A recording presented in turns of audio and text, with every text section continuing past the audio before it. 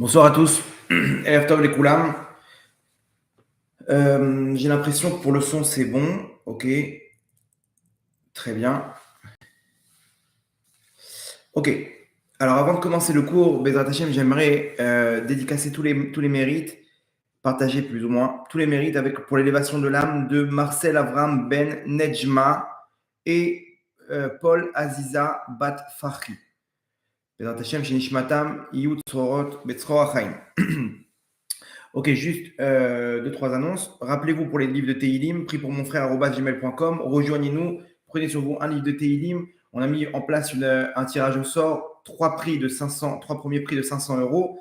Ceux qui veulent participer avec nous, pour ça, vous vous inscrivez, vous prenez un livre de Teilim sur vous, à plusieurs ou quoi que ce soit, et on s'inscrit sur prix pour mon frère @gmail.com. D'accord? Vous connaissez les trucs, vous pouvez continuer.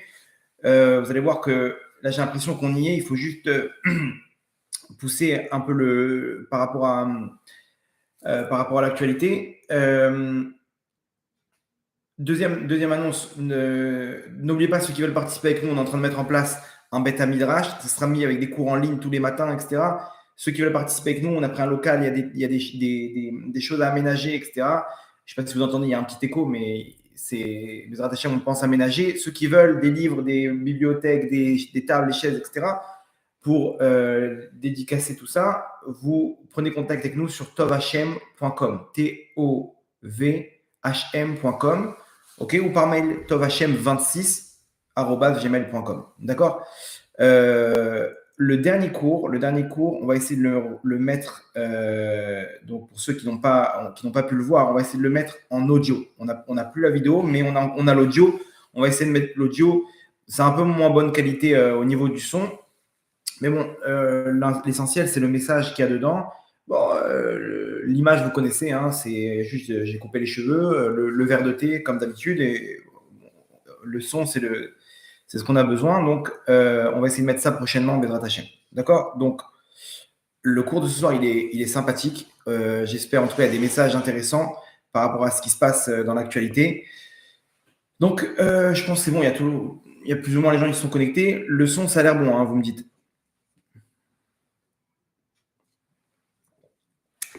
Ok, donc on est parti. Je vous demanderai quand même d'attacher vos ceintures et on va partir maintenant pour, vous allez voir, un cours, je pense que on est dans un carrefour par rapport à ce qui se passe. Comme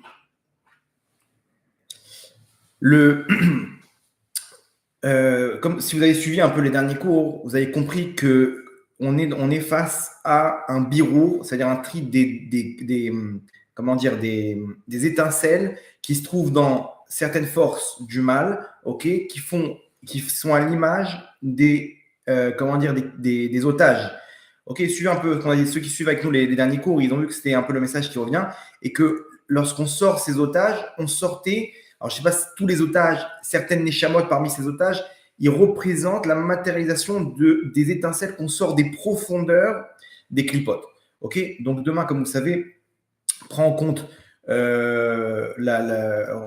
commence le cessez-le-feu avec tous les jours 10, 12 otages, je ne sais pas où ils ont conclu, mais en tout cas, on est face donc à, je crois, à peu près 50 otages qui vont être libérés dans les prochains jours.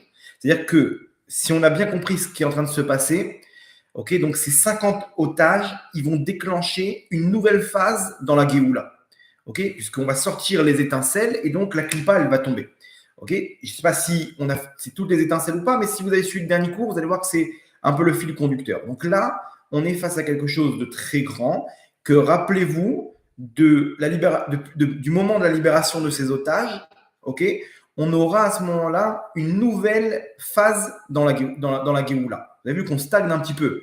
On est dans une phase, on se dit comment ça va se passer, le nord, les autres fronts et tout, et ça stagne. Ça stagne, pourquoi? Parce que maintenant, on est dans cette phase-là. Dès qu'ils vont sortir, vous allez voir, rappelez-vous, les prochains jours, ça va être une nouvelle phase. On va rentrer dans une nouvelle phase, dans une nouvelle dimension par rapport à la Géoula. Par rapport à ça, je vous ramène un témoignage de Rabbi David Abouhatzera, donc un des grands d'Israël, tout le monde connaît, roi HaKodesh et tout. Il y a quelqu'un qui était présent cette semaine chez lui, ok. Et il a été témoin d'une scène, ok, où il y avait une personne qui était pas bien et tout, un proche du Rav. Ok, là-bas, on rentre à plusieurs chez le Rav, donc on entend un peu ce qui se passe chez les autres personnes. Et il y en a un qui n'était pas bien. Apparemment, c'était quelqu'un de très proche du Rav. Et le Rav, il est venu pour le rassurer. Il lui a dit, viens, il faut que je te dise quelque chose. Il a appelé son shamash, donc son bras droit. Il lui a dit, viens aussi, viens, venez tous les deux. Il les a mis tous les deux en face. Et il a dit, il faut que vous sachiez que jusqu'à maintenant, on dit dans les contractions du Mashiach. Maintenant, on va rentrer dans l'accouchement. Tel quel. C'est-à-dire que le titre du cours, il est basé sur ce témoignage de Rabbi David Abuchatzera, un des grands d'Israël, qui a dit que jusqu'à maintenant, on est dans les contractions. Maintenant, on passe à l'accouchement. Qu'est-ce que ça veut dire l'accouchement? Il y a deux phases. Toutes les femmes, elles peuvent nous raconter comment ça se passe. Le moment où on est dans les contractions, on nous prévient. Attention, la Géoula arrive. Attention, le Mashiach arrive. Pourquoi il y a des contractions? Pour qu'on puisse se préparer. Comme vous savez, donc, l'accouchement d'une femme, nos sages ont identifié la venue du Mashiach à l'accouchement d'une femme. C'est les mêmes termes, Chevlé Leda, Chevlé Mashiach. Pourquoi? Parce qu'au moment de la venue du Mashiach, tout s'arrête. Le monde, il s'arrête, celui qui a fait Tchouva, tous les mérites, etc.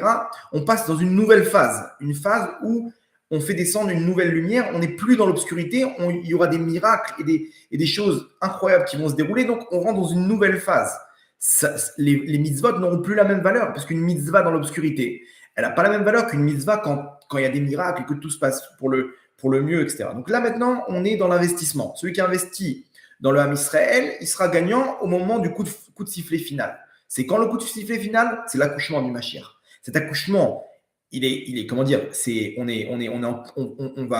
dur, ok. Alors pourquoi il y a des contractions? Pour qu'une femme, elle puisse comprendre. Ma tzadika, prépare-toi, tu vas accoucher, prépare ton sac, prépare tes trucs, etc. Donc plus ça s'accélère, plus elle comprend. Il faut que j'y aille pour pas qu'elle soit pour pas qu'il y ait de surprise. Imaginez-vous s'il n'y a pas de contraction.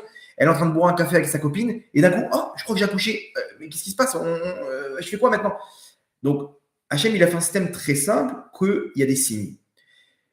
De la même manière, la venue du Mashiach, il y a des signes. Pourquoi Hachem fait des signes? Okay, que tous nos sages nous ont exposés dans le Talmud, dans la Bible, dans les textes, pour qu'on puisse se préparer. Se préparer à quoi? À nous, premièrement, de faire tchouva, de prendre ce qu'il faut. Ça, c'est tous les cours d'avant, les prières et les kabbalot, de mitzvot, etc. Mais surtout, de passer à l'acte. C'est-à-dire que maintenant, il faut que chacun d'entre nous, on prenne le rôle de sage-femme pour pouvoir faire en sorte que cet accouchement, il se passe de la meilleure manière. Comme vous savez, il y a deux types d'accouchement. Il y a avec péridurale et sans péridurale. Qu'est-ce qu'Hachem il a choisi? Je ne sais pas. En tout cas, aujourd'hui, j'ai discuté avec mon Rav et il m'a raconté ce que son Rav lui a raconté. Alors, qui est le Rav de mon Rav? Le Rav de mon Rav, c'est ni plus ni moins que le Rav Tzadka, le Rav Moshe Tzadka, un des grands d'Israël actuels, qui a tout vu ce qui s'est passé. C'est-à-dire qu'il y a une vidéo pendant Chol HaMoed Sukkot, okay, où ils sont venus devant chez lui, le Rav, et ils ont mis un orchestre pour danser, pour faire la simcha, c'est Sukkot, la simcha Bet HaShoeva qu'on appelle. Ils sont venus devant lui. Le Rav, il est sorti à son balcon par respect pour eux, quoi, pour leur faire honneur. Et on voit dans la vidéo le Rav en train de pleurer. Et là-bas, il répétait tout le temps la même phrase. On a besoin de grande abondance. Rachamim Gdolim. Comme ça, il répétait. Genre, il va y avoir quelque chose de très dur, et on a besoin que il déverse sur nous beaucoup de rachamim. Comme ça, il répétait tout le temps. Et aujourd'hui, j'ai discuté avec mon Rav, et je lui ai dit, vous êtes au courant de cette histoire? Il m'a dit, tu rigoles, ça fait 4-5 mois qu'on est avec. Il est très proche du Rav, toutes les semaines, il a un cours privé avec lui, avec 2-3 personnes, et il m'a dit, ça fait 4-5 mois qu'on est dans cette histoire où il nous répète tout le temps, il nous dit, ça tire, il y a des tirs dans la rue, dans tout Israël, etc. Après, il nous a dit, comme ça il me raconte, il nous a dit qu'après ça s'est calmé et on a réussi à adoucir un petit peu, mais c'est quand même une guerre. Comme ça, il leur a dit. C'est-à-dire qu'il n'y aura pas des tirs dans les rues, dans tout Israël, mais il y aura une guerre. Donc apparemment, c'était le plan qui était prévu de base, que ce qu'ils ont fait le Hamas, ils devaient le faire avec le Hezbollah dans le nord et avec ceux de Judée-Samarie. Donc il y aurait eu un mouvement de foule, il y aurait eu dans tout Israël, il y aurait eu ce qui s'est passé dans le sud. Apparemment, il y a eu un adoucissement et ça s'est produit que dans le sud. C'était très grave, 1400 morts, une souffrance terrible. Mais apparemment, c'était après avoir adouci le vrai décret qu'il devait y avoir, les vraies contractions. Et il a dit donc ça s'est transformé en milchama, en guerre. Donc voilà ce qu'on vit actuellement. Et il m'a dit, la semaine dernière, je suis venu le voir et je vois son visage clair, beau, souriant. Je dis, Kvodarav, Makara. Et il dit, ça y est, c'est derrière nous. Maintenant, c'est que de la rachamim, que de la rachamim. Donc, ça rejoint ce qu'a dit, ce qu'a prononcé le Rabbi David Abou Hatzera, ce qu'on voit par rapport à la matérialisation de tout ça dans comment dire, dans la matérialisation de tout ça, dans les otages qui sont libérés donc, dans les prochains jours, Bezrat Hashem, et avec ce que les grands d'Israël ils annoncent. Tout le monde connaît, tout le monde a entendu, j'imagine, la vidéo de Rav Ron Shaya aussi, qui va dans le même sens, okay, il y a un dévoilement pour lui-même du Mashiach, il sait qui il est, etc. Donc apparemment, on n'est plus dans les contractions, c'est terminé, c'est derrière nous, on a reçu un très grand coup, très très grand coup. La contraction a été très dure. Et là maintenant, on passe dans l'accouchement. L'accouchement, il peut être ou avec péridurale, ok, ou sans péridurale. Ok, c'est entre nos mains, c'est l'objet du cours de soir. Qu'est-ce qu'on doit faire pour adoucir tout cet accouchement qui se passe de la meilleure manière, Bezrat Hashem, le plus rapidement possible, parce que ça peut durer jusqu'à Pessah, tout ça. Jusqu'à Pessah, on espère avant, mais en tout cas, c'est entre nos mains. Donc, à nous maintenant de mettre nos gants, ok, les masques, on se transforme en sage-femme pour faire en sorte de sortir ce bébé dans toute la simcha, dans toute la joie, Bezrat Hashem, pour la suite des événements. Ok, donc en plus des ceintures, accrochez vos gants, mettez vos gants. On va essayer d'expliquer donc le fonctionnement. Donc, d'abord, c'est quoi l'avenue du Mashiach? Quand on dit l'avenue du Mashiach, il va venir, etc. Mais on essaie de décrire c'est quoi le Mashiach, c'est quoi le but de sa venue sur Terre, qu'est-ce qu'on espère. Là, ils sont là, Mashiach, now, etc. Ils crient, Mashiach, on veut Mashiach. Tu sais ce qui va se passer. Est-ce qu'on n'est pas conscient de ce qui va se passer? Mais en fait, le Mashiach, c'est ni plus ni moins que l'élément qui va faire l'intermédiaire entre la royauté d'Hachem et le monde. C'est-à-dire que le plan divin, c'est ni plus ni moins que, tout simplement, Vaya Hashem le Meler al kol haaretz, qu'Hachem soit roi sur toute la terre, ok? Vaya bayom hahu yeh Hashem echad ou shmo echad. Et ce jour-là, qui va bientôt venir, Bezrat Hashem, Vaya Hashem echad, qu'Hachem soit unique, qui est plus rien d'autre, ok? Ou Shmo Echad et son nom, il soit unique. C'est ce qu'on dit tous les jours, 4 fois par jour dans le schéma Israël. Ok, c'est 2 mitzvot de la Torah. On dit schéma Israël, Hashem Elokeinu, Hashem Echad. On le dit, et c'est ce que tous les juifs à travers toutes les générations, avant de quitter ce monde-là, c'est la phrase qu'ils ont dit, c'est on va dire la base du Ham Israël. Ok.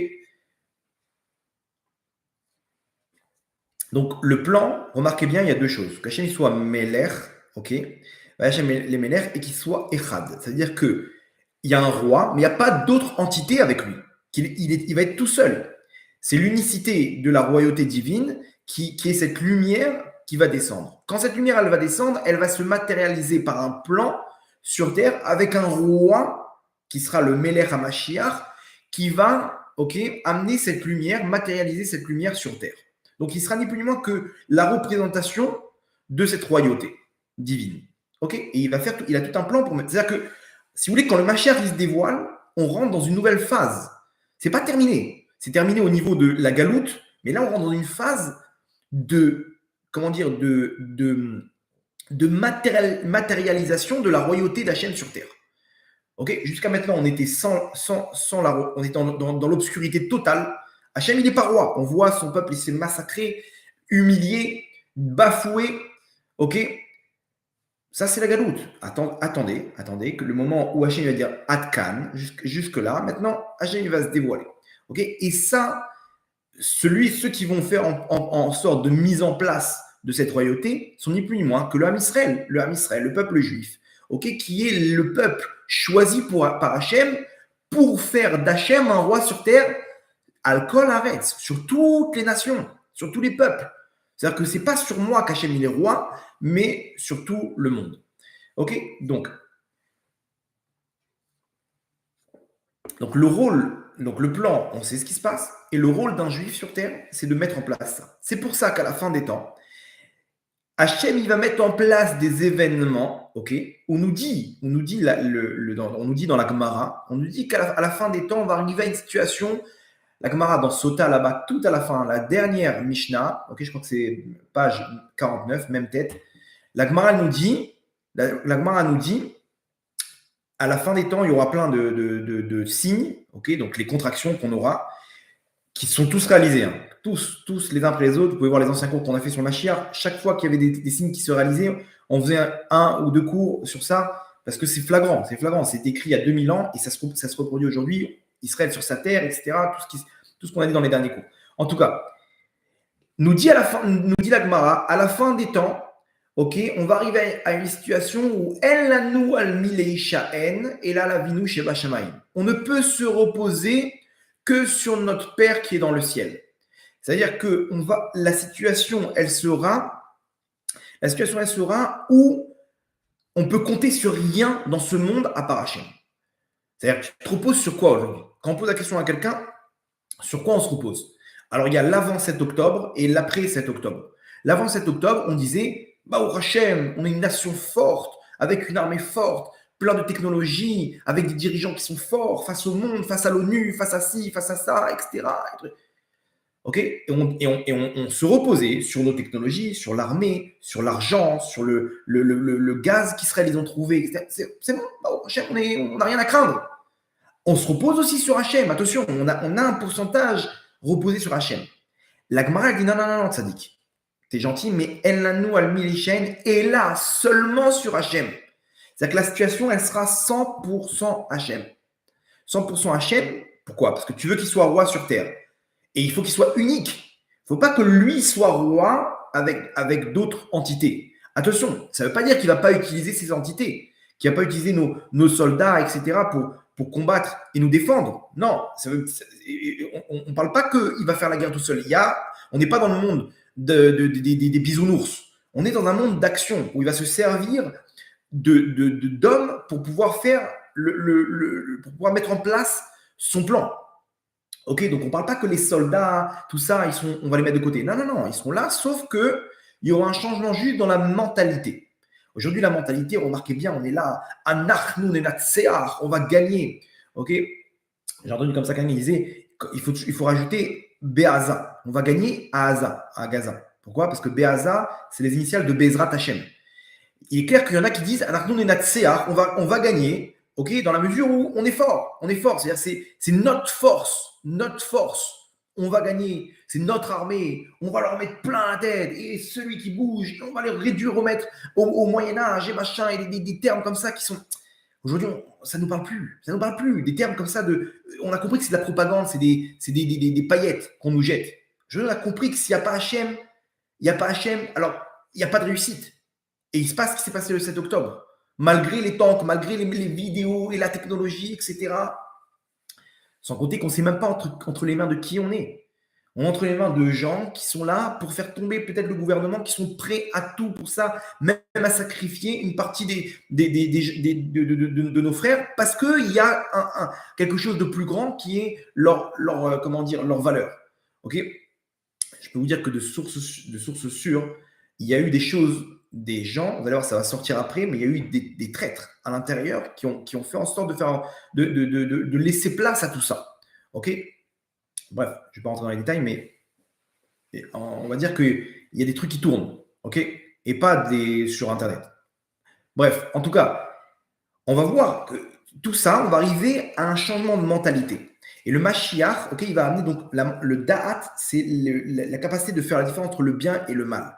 Ce Da'at-là, ce nouveau Da'at, cette nouvelle mentalité, qui va l'amener le Mashiach. Ok, il va nous apprendre comment mettre en place ce plan. Ok, c'est cette lumière qui descend, ce Da'at du Mashiach, cette pensée du Mashiach, entre parenthèses, qui va remplacer le Da'at actuel, qui est le Erev Rav. Le Erev Rav, c'est lui qui met les pensées aujourd'hui dans l'âme Israël, c'est lui qui détient les médias, qui détient les postes clés, etc. Et Erev Rav, c'est la valeur numérique de Da'at. Ok, c'est pas pour rien. Parce que c'est eux qui posent le Da'at qui va être remplacé par celui du Mashiach.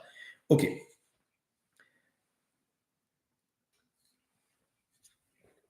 Maintenant, remarquez bien. Aujourd'hui, on est dans une situation, une impasse.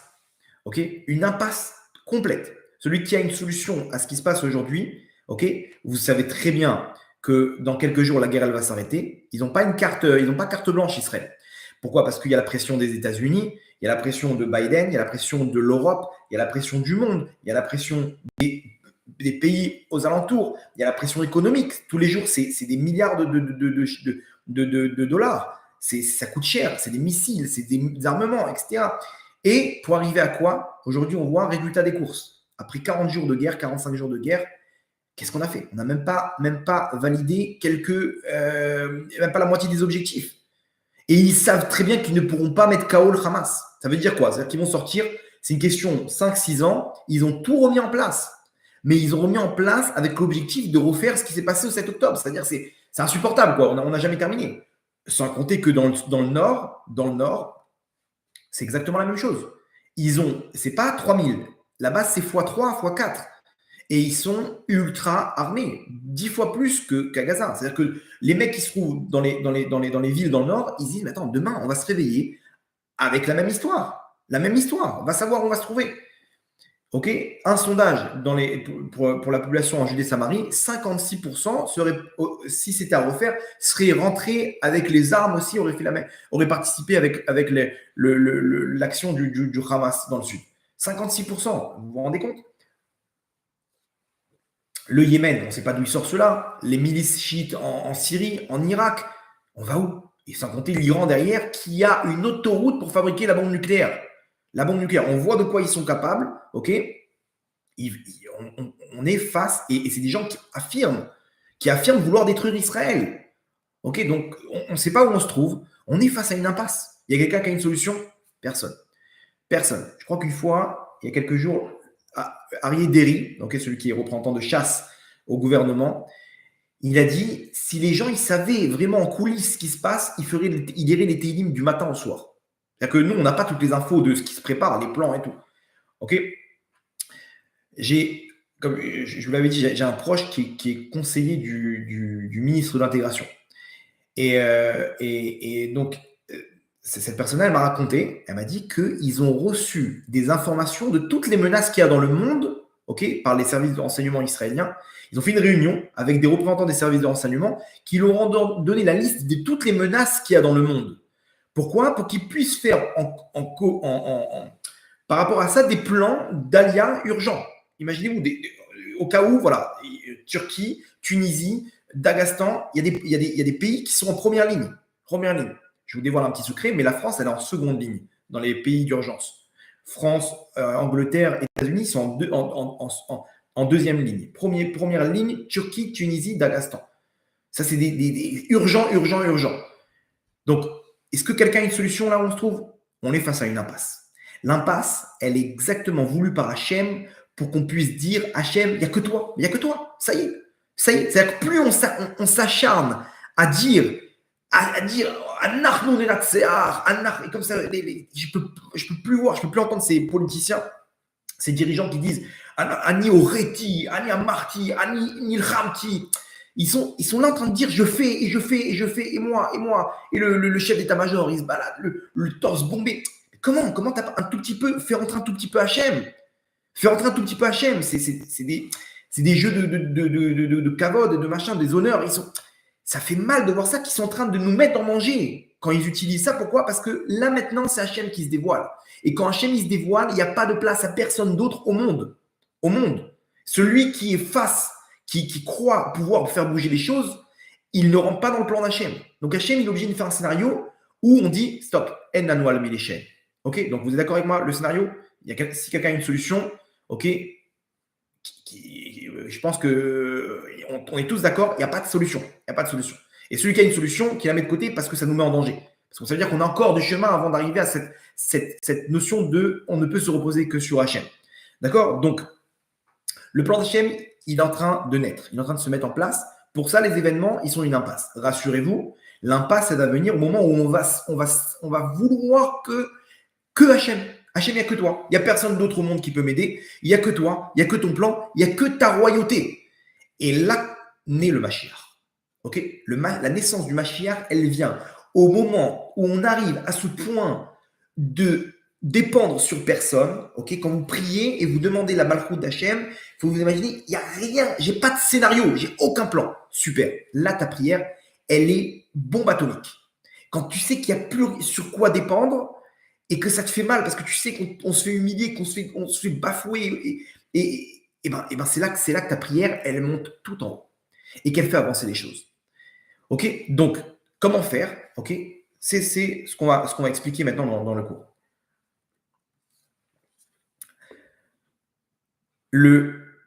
Alors, pour comprendre un petit peu comment faire, il faut comprendre quelle est l'essence même d'un juif sur terre.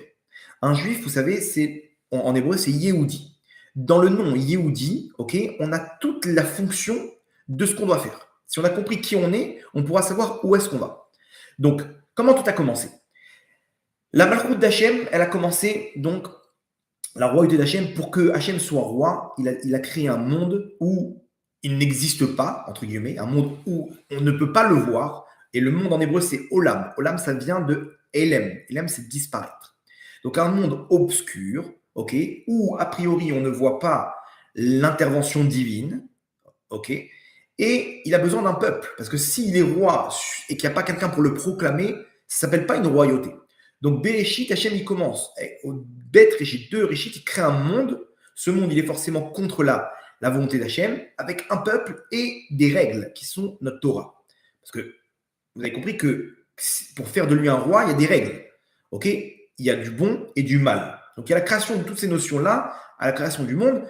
Et effectivement, le monde, naturellement, il est attiré par le mal. La tour de la génération du Maboul, du déluge, la tour de Babel, etc. Et on arrive jusqu'à qu'Hachem, il trouve un qui s'appelle Abraham, que lui, toute sa vie, il s'est battu pour surmonter les épreuves et faire d'Hachem un roi. Hachem, il a dit super, il crée une alliance avec lui, il dit c'est toi et tes enfants que je veux comme peuple pour faire de moi un roi. Et après, on a Yitzhak, Yaakov, etc. Yaakov, il se transforme en Israël. Ok, Yaakov, c'est la notion de Galout. Israël, c'est la notion où il rentre dans le pays d'Israël. On l'appelle Israël, ok. Mais vous allez voir qu'il y a un autre niveau de Yaakov qui est Yeshurun. Yeshurun, c'est Yachar. Il y a le terme de Yachar dedans, ok. Une fois que tu es Israël, il faut que tous tes efforts ils soient dirigés Yachar vers Hachem. Yeshurun, c'est le niveau encore au-dessus. Et après, on a le niveau de Yehuda. De toutes les tribus, les 12 tribus, ok, il y a un seul qui est retenu pour pouvoir nommer en ce nom le Ham Israël. Donc les Bnei Israël, on les appelle les Yehudim. Yehudim, c'est au nom de Yehuda. Yehuda, pour comprendre d'où il est né, dans quel contexte il est né, vous allez comprendre quelle est l'essence même de Yehuda pour pouvoir savoir pourquoi on s'appelle en son nom. Ok, donc c'est la paracha de cette semaine. Ok, vous imaginez bien qu'on est synchro avec ce qu'Hachem il nous enseigne dans la Torah. Donc, Léa, elle se marie avec Yaakov. Ok, 4 enfants. Réhouven, Shimon, Lévi. Ok, et Yehuda, le 4e. À chaque fois, elle a une raison pour pouvoir nommer un des enfants par rapport au contexte dans lequel elle se trouve actuellement. Elle nomme son enfant. Yehuda, le contexte dans lequel elle se trouve, il est comme ça. Vatar Od, elle est donc encore tombée enceinte. Vateled Ben, elle a enfanté un enfant. Vatomer, et elle a dit à Paam, cette fois-ci, Odé et Hachem, je vais remercier Hachem. Jusqu'à maintenant, en fait, il faut comprendre Jacob, il avait 4 femmes. Il savait qu'ils avaient 12 tribus qui allaient descendre de Jacob. Donc elle, quand elle a eu le 4e, elle s'est dit, bah, Hachem, moi j'ai rempli mon rôle. Il y a 4 femmes, donc chacune 4. Ok. Non, pardon. Il y a 4 femmes, donc c'est 12 tribus, donc c'est chacune 3. Donc si j'ai eu un 4e, ben, c'est un bonus. Donc là, je remercie Hachem. Les 3 premières, c'est mon rôle sur Terre. Le 4e, c'est un bonus. Donc ce bonus-là, c'est un cadeau qu'Hachem m'a donné d'avoir une 4e tribu, alors que mon quota, c'était de 3. Donc je remercie Hachem. Donc elle dit Apam, cette fois-ci, Odé est Hachem. C'est pour ça, Alken Kara Shemo, c'est pour ça qu'elle l'a appelé Yehuda. Yehuda vient de la notion de remerciement à Hachem. Ok. Et donc, pour comprendre qui nous sommes, qui sommes-nous, ok, les Yehudim, au nom de Yehuda, on s'appelle au nom de Yehuda, pour nous dire que Yehuda, sa notion, il est né dans un contexte de remerciement à Hachem. Donc nous-mêmes, les Yehudim, on a cette notion, l'essence même d'un juif est de remercier Hachem. Ok? Alors, remercier Hachem, c'est une mauvaise traduction. Les Hodot, ça veut dire plus exactement proclamer. Proclamer et aussi remercier. Alors vous allez comprendre pourquoi remercier et proclamer en hébreu, c'est le même terme. Parce que lorsque je proclame la présence d'Hachem, ok, je proclame en remerciant. Proclamer, ça veut dire il y a quelqu'un qui existe. Quand je proclame je proclame quelque chose, c'est-à-dire que je donne existence à cette chose.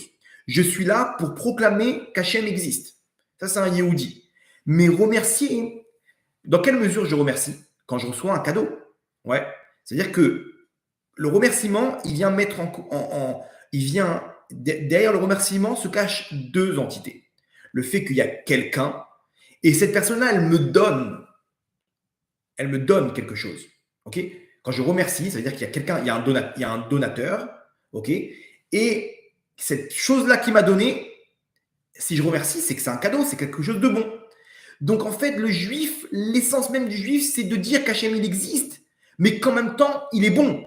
Et que Akol Letova, ça c'est le plus haut niveau qu'un juif il atteint, c'est non seulement que tout vient d'Hachem, ok? Mais aussi que c'est pour le bien. Ok? Ça c'est la reconnaissance. Très bien, le terme est encore mieux que proclamer. Reconnaissance, encore, c'est exactement la traduction littérale. La reconnaissance, c'est-à-dire que je reconnais qu'il y a quelque chose au-dessus de moi, ok, mais surtout, cette chose-là, elle est bonne. Donc, remercier, en hébreu, ça veut dire donc ces deux connotations, et donc c'est très fort. Quelqu'un qui me donne une patate, je ne vais pas lui dire merci. Quelqu'un qui me donne un cadeau, je vais lui dire merci. Donc, il y a une personne en face de moi qui m'a donné quelque chose de bon. Léodot, donc un juif, son rôle, c'est ni plus ni moins que de remercier Hachem dans la mesure où il reconnaît l'existence de Dieu et que tout ce qu'Hachem y fait, il le fait pour le bien. Ok? C'est pour ça que la journée d'un juif commence par deux mots. Modé Ani. Modé Ani, c'est-à-dire que tu viens proclamer la royauté d'Hachem sur terre. Quand tu dis Modé Ani, il faut matérialiser ça dans tes tripes. Hachem, c'est toi le roi dans ce monde. Et tout ce que tu fais, c'est pour le bien. Modé Ani. Je reconnais, je remercie, ok, Hachem, c'est les deux premiers mots, Modé Ani. C'est-à-dire que la prière, toute la prière d'un juif sur terre, c'est ces deux mots, Modé Ani. Modé Ani, parce que là, tu viens exprimer combien Hachem, tu reconnais combien Hachem existe et au-dessus de notre tête et qui fait tout pour le bien. Parce que tu le remercies. Très bien. Malheureusement, pour proclamer, donc vous avez compris donc l'essence même d'un juif. Un juif, pourquoi on appelle au nom de Yehuda? Parce que pour pouvoir, Yehuda, il est là pour reconnaître. Yehuda, reconnaître, remercier. Ok, c'est ce qu'elle a fait Léa. C'est pour ça qu'on s'appelle au nom de Yehuda, parce que nous-mêmes, on doit reconnaître l'existence d'Hachem et que tout ce qu'Hachem y fait est pour le bien. Donc, en gros, on vient faire d'Hachem, ok, un roi. Quand on reconnaît qu'il est là et qu'il n'y a que lui et que tout ce qui descend de lui est bon, c'est qu'on vient le rendre roi sur nous. Okay, donc, c'est le rôle des Juifs sur terre de faire d'Hachem un roi. Donc, ce peuple-là, les Juifs, les Yehudim, sont là pour faire place à Hachem sur terre. Et celui qui va finaliser tout ça, c'est ni plus ni moins que le Mashiach. D'accord? Le problème, c'est quoi? C'est que la royauté, elle est entre les mains d'Hachem. Lui, il a transmise à Abraham, Yitzhak, Yaakov, le peuple juif, ils ont reçu la Torah. Pour pouvoir entrer dans la royauté, il faut des règles. Ok? Il faut des règles. Comme Cendrillon, les Havdil. Cendrillon, elle est devenue princesse du jour au lendemain. On a dû lui apprendre des règles. Regarde, tu ne peux pas t'habiller comme ça, tu dois mettre des gants comme ça, et trucs. Et quand tu manges les fourchettes, les couteaux, on lui apprend des règles. Pareil, un juif, on lui dit, regarde, Matzadika, il y a des règles. Sniout, foulard, machin, tac, Shabbat. Le Shabbat, tu t'arrêtes, tu fais les repas, les trucs, tout ce qu'on fait, ok, c'est ni plus ni moins que la royauté, la malchoute, la noblesse. Ok, c'est la noblesse qu'on apprend à un juif, comment faire descendre tout ça sur terre. D'accord? Le problème, c'est quoi? C'est que si on ne le fait pas, la royauté, elle passe à Esav, au peuple du monde. Okay, au peuple du monde, c'est ce qu'on appelle la galoute. La galoute, c'est l'absence de royauté. Donc, on ne peut plus faire d'Hachem un roi. On a manqué le coche. Et pourquoi? Parce qu'on n'a pas respecté les règles. On a fauté. Et donc, Hachem, il nous a mis de côté. Il nous a mis de côté. Maintenant, cette royauté, elle existe. Si elle n'est pas entre nos mains, elle passe entre les mains des peuples du monde. Et regardez, c'est exactement la bracha qu'a fait Esav, Yitzhak à Esav. Donc, Yaakov, il a récupéré les brachot de Esav. Ok, il a récupéré les brachot de Esav. Esav, il est arrivé, il était en furie, et il a dit à son père, papa, mais donne-moi une bracha, tu peux me donner une bracha, tu peux au moins me donner une bracha. Et Yitzhak qui lui dit, mais je vais tout donner, c'est lui qui va être le serviteur d'Hachem. Si lui, il sert Hachem, il n'y a plus de place pour toi. Et il lui dit, mais quand bien même, trouve quelque chose. Et là, Yitzhak, il lui donne une phrase, ok, qui va résumer tout ce que je vous ai expliqué. Il lui dit, Al-Kharbecha Tichye, toi tu vas vivre avec ton épée, Vet Achicha Ta'avod, et tu vas servir ton frère. Pourquoi? Parce que toutes les brachot, elles sont passées chez Yaakov. Et là, regardez bien cette phrase terrible qu'on a vécue sur notre chair. Ve'aya Kacher Tarid, et voilà lorsque tu vas descendre, c'est-à-dire quand tu vas crier, ok, de souffrance, ok, où tu vas voir que les Bnei Israël, ils ne respectent pas la Torah. Tu leur as donné la Torah, toi Hachem, c'est eux les patrons, il n'y a pas de problème, mais ils ne respectent pas la Torah. Et Esav, plus ou moins, son représentant dans les mondes d'en haut, il va avoir les nerfs de ça. Il va crier à Hachem de douleur, de dire, c'est à eux que tu as donné la Torah, regarde, il transgresse. Donc il va accuser. Lorsqu'il va accuser en haut le Samer même, ou Parakta ou l'eau, alors à ce moment-là, tu pourras enlever le fardeau, ok, mais al tsavarecha de ta nuque, de tes épaules. Ça veut dire que le fardeau qu'a reçu Esav de servir Yaakov, parce que c'est lui qui a reçu la royauté divine, ok, ce fardeau-là que Esav, il va aider Yaakov, il va aider à mettre en place la royauté par l'intermédiaire de ce qu'il va faire à Yaakov, donc c'est indirectement. S'il transgresse la Torah et les mitzvot, et que toi tu accuses Esav, tu dis attends, mais là, tu l'as donné, il ne respecte pas, donc ça me revient à moi. À ce moment-là, tu pourras enlever ce fardeau de respecter ton frère, donc Yaakov, de tes épaules. Et donc, si lui, il n'est pas serviteur d'Hachem, alors il sera serviteur d'Esav. C'est-à-dire que la tendance, elle s'inverse au moment où on ne respecte pas la Torah et les mitzvot. Donc tout ce qu'on vit aujourd'hui, on est en plein dedans. Qu'on ne peut pas faire ce qu'on veut et que les États-Unis, et chacun nous dicte quoi faire maintenant. Chacun nous dicte quoi faire, on ne peut pas se défendre, on ne peut rien faire. Ils ont tous ramené leur bateau. Laissez-nous tranquilles. Non, laisse-nous faire, c'est nous qui décidons pour toi. Pourquoi? Parce qu'on a enlevé le fardeau qu'il y a sur nos épaules. Maintenant, c'est toi qui vas nous servir. Et on est esclave de cette galoute. C'est le principe de la galoute. Un jour, on m'a raconté quelqu'un qui était avec le Rav Manda. Le Rav Manda, c'est un grand sadique ministar qui s'est retrouvé par hasard, ok, dans un vol à côté d'un prêtre. Et il a parlé avec lui, et le prêtre, il lui a dit une chose incroyable. Il lui a dit, tu sais, je vais te dire, au Vatican, on sait très bien que c'est vous les acteurs principaux dans ce monde-là. C'est le Ham Israël. On sait très bien ça. Il n'y a pas de truc. Mais on sait aussi que quand vous ne faites pas votre job, alors tout revient à nous. Et nous, notre but, c'est de faire en sorte que vous n'y arrivez pas. C'est-à-dire que spirituellement et matériellement, ils mettent en place des choses pour pouvoir faire en sorte que l'homme Israël y tombe. Et il y a tout un mouvement comme ça de gauche mondiale, etc. pour, indirectement, c'est ce fardeau-là qu'ils récupèrent. Ils sont au courant, ils savent très bien. Le Ham Israël est dans un sale état, on les voit, les mecs, ils sont complètement déglingués. C'est bon, ça fait nos affaires. C'est écrit noir sur blanc dans la paracha de la semaine dernière. D'accord. Donc, Yehudi, ok, son rôle, c'est de faire apparaître la royauté d'Hachem.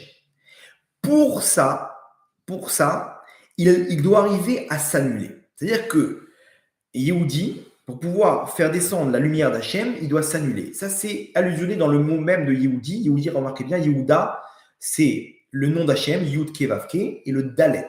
Dal en hébreu, Dalet, ça a une connotation de pauvre. Quand on est Dal, on est Dalet, on n'a plus rien à nous, alors apparaît le nom divin. Yud Ke Vav Ke. Okay, la royauté d'Hachem, elle commence lorsque j'annule ma malchoute. Moi, je suis là en train de dire, comme on l'a compris, on va arriver à la situation où il n'y aura plus de malchoute. Qui est le principal objectif dans ta vie? C'est toi qui est au centre ou Hachem. En galoute, c'est moi. En galoute, c'est moi, mais au moment où Hachem descend sa lumière, c'est Hachem le roi, et là, je dois m'annuler. Donc, toute la notion d'un juif, c'est d'arriver à s'annuler. L'annulation d'un juif, c'est ce qu'on doit vivre maintenant par rapport à la situation où tu dois arrêter de faire tes plans. Tu dois arrêter de croire que tu commandes tout, que tu sais tout, et moi, et tout revient vers moi, et j'ai fait, et j'ai réussi, et j'ai gagné, et j'ai... Là, tu es en train de repousser la présence divine. La présence divine, elle intervient quand un juif, il arrive à avoir cette essence même de reconnaissance. Ça veut dire que pour reconnaître qu'Hachem existe, il doit s'annuler. Il doit s'annuler. Donc, l'objectif même d'un juif, c'est ni plus ni moins que de laisser placer la royauté d'Hachem, et pour ça, il doit s'annuler. Donc, tout ce qui se passe actuellement, dans l'actualité, c'est pour qu'on arrive à s'annuler. On arrive à s'annuler et reconnaître qu'on ne peut se reposer que sur Hachem. C'est hyper dur, parce qu'on a notre ego qui est là, et on n'arrive pas, on veut prendre dans ce monde. On veut prendre dans ce monde. Mais aujourd'hui, on a compris que tu ne peux plus rien prendre. Depuis le corona, depuis tout ce qui s'est passé, on a compris qu'il n'y a plus rien. Qu'est-ce que tu veux? Tu veux quoi? Je te donne 2 millions de dollars en espèces. Vas-y, prends. Qu'est-ce que tu vas faire avec? Qu'est-ce que tu vas faire avec? T'es rien. On est en sécurité nulle part. Qu'est-ce que tu veux? Tu veux quoi? Une maison, une villa? Tu peux avoir la plus belle des villas. Demain, on va savoir ce qui peut se passer. Les mecs, ils sont rentrés de maison en maison. Ils ont brûlé toutes les maisons. Tu veux quoi? Un parking de voitures, tu veux des voyages? On a fait le tour. On a fait le tour de ce monde-là. On a fait le tour de la galoute. OK? Et maintenant, il faut comprendre qu'il n'y a rien dans tout ça. Comment on fait? On s'annule. Tout l'objectif même d'un juif, c'est dire Hachem, il n'y a que toi. Il n'y a que toi. Et pour pouvoir connaître le niveau d'un juif, regardez combien il fait entrer en Hachem dans sa vie. Combien, quand il y a une épreuve, il a la Emouna. La Emouna, elle vient de quoi? Que c'est toi le patron, Hachem. Tout vient de toi. Le bien comme le mal, tout vient de toi, Hachem. Je m'annule, je fais entrer cette lumière. Malgré les épreuves, malgré la Shoah, malgré les inquisitions, tout ce qu'on a vécu jusqu'à aujourd'hui, toutes les épreuves et des histoires, des gens qui ont perdu leurs proches, leurs enfants, des histoires terribles qu'on entend tous les jours, du matin au soir, de ce qui s'est passé dans ce massacre. Tout ça, il faut arriver à fermer les yeux et dire Hachem, tout vient de toi et tout est bon.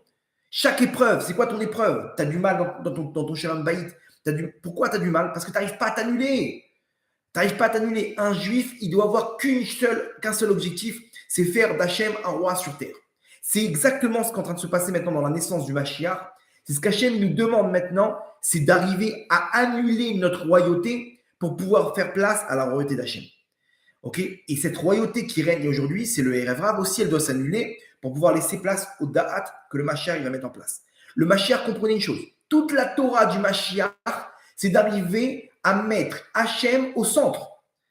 Ne croyez pas qu'il y aura une nouvelle Torah. Ce sera exactement la même Torah, mais vous allez voir, on va la prendre avec une troisième dimension, de voir comment il n'y a que Hachem. Il n'y a que Hachem. Et remarquez bien, il y a deux notions chez une personne. Il y a le fait de prendre, il y a deux caractéristiques. La notion de prendre et la notion de donner. Il faut savoir une chose, que la netina, le don, c'est un sentiment, c'est une caractéristique qui découle de la neshama. Un homme, il veut prendre. Il vient au monde avec les poings fermés. Un bébé, il vient avec les poings fermés. Un homme, quand il part de ce monde, il a les mains ouvertes parce qu'il n'a rien pris. Mais de base, il veut prendre. Un animal, est-ce qu'il donne à l'humanité? Non. La notion de prendre, c'est une notion animale. Ça vient du corps. Ça veut dire que pour pouvoir se connecter à Hachem, il faut se connecter à sa neshama qui est une part divine. Ok? Chelek Elokam Ima'al, c'est la neshama. Pour pouvoir me connecter à ma neshama, il faut que je fasse un switch dans ma tête de vouloir donner. La question, donc, pour savoir quel est le niveau d'un juif, regardez à quel point il est capable de donner. À quel point il est capable de donner de s'annuler pour pouvoir faire les choses pour Hachem, avec un seul et même objectif qui est de faire pour Hachem. Faites le test chez vous, autour de vous, ok? Et remarquez bien, qui est au centre de l'image? Est-ce que c'est moi dans chaque action? Est-ce que la finalité c'est moi ou la finalité c'est Hachem? En galoute, je peux faire toute la Torah et les mitzvot. Écoutez bien, toute la Torah et les mitzvot. J'ai fini le chasse, je connais tout en profondeur et je connais les secrets de la Torah et le Zohar et les machins et je donne des tzedakot et tout. Mais tout ça, je le fais pour un seul objectif, c'est de pouvoir avoir un kiff éternel au monde futur. Donc, qui est l'objectif? C'est moi. Donc, imaginez-vous, il y a deux personnes. Il y en a un qui prie, il demande une chose pour Hachem. Celui qui fait, l'objectif, c'est celui qui est au centre de sa vie, c'est Hachem. Et l'autre, il fait toute la Torah et les mitzvot. Il a une barbe hyper longue et tout ce qu'il faut, et une yeshiva, etc. Mais tout ce qu'il fait, c'est que pour ses honneurs. Ça, c'est bien jusqu'au moment de la Géoula. Au moment où Hachem il dévoile sa royauté, cette personne-là, elle est mise de côté. Donc, comprenez bien, on arrive à une situation où Hachem il demande une chose.